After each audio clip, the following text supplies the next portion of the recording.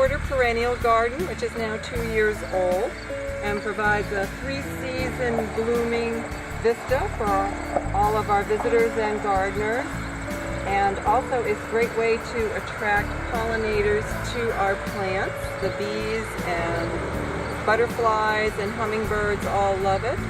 And we also have some hydrangeas in bloom too, along with our daylilies right now. This brings us to Blueberry Hill, which borders our perennial garden and was planted this spring in May with 3 different varieties of blueberries. And we're hopeful that in 3 to 5 years we'll be picking blueberries here at the garden. Right now we're just trying to get them to grow and pinching back all the blooms so that they can develop a good root system. And the plants were provided courtesy of one of our gardeners, Bill Goranson, and planted by him and one of our interns, Cameron, who is the grandson of Carol Lee Packer, with us today. We're fortunate here at Valley Farm to have our own mini barn, and we built this 3 years ago, all built by volunteers under the supervision of our local builder contractor Don Duberger and our core construction crew, which consisted of Bob Nealon, Mike Ryan, Bill Goranson, and John Woodley. It houses all of our communal garden tools that we make available to our gardeners, as well as provide some winter storage.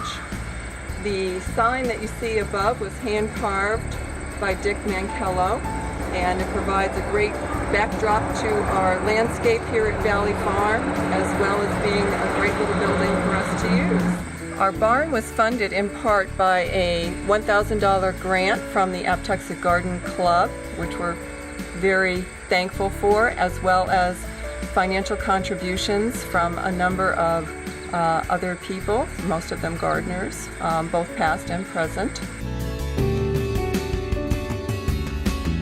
So now we've arrived at our pumpkin patch, and you can see it's marked by the top of the stakes with the orange tennis balls.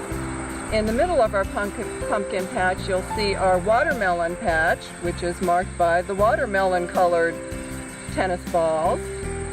And we have a number of different varieties that we're growing, which you can see on our signs. First up at the beginning of the row are our pie pumpkins, which are 2 varieties, the Winter Luxury and Sugar Pie pumpkins. Then in the middle, we're growing watermelons for the first time here at Valley Farm as an experiment. And next down the row, we have our jack-o'-lantern pumpkins. The 2 varieties that we're growing are Connecticut Field and Howden. And at the very end, which we're very excited about, are our giant pumpkins, which we've never grown before.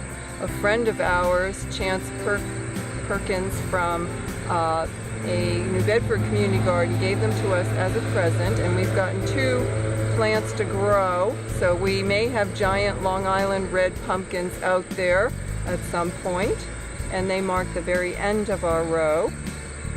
So we'll see what we end up with in October. We planted them on June 20th, so there's a 90 to 120 day growing period.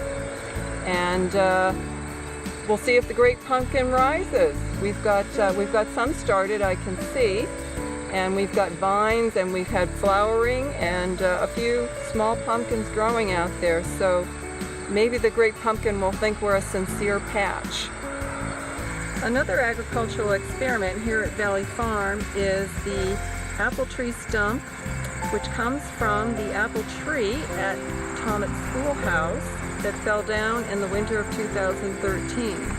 It was moved here in the hopes that we could generate more shoots to come up and then plant them as trees.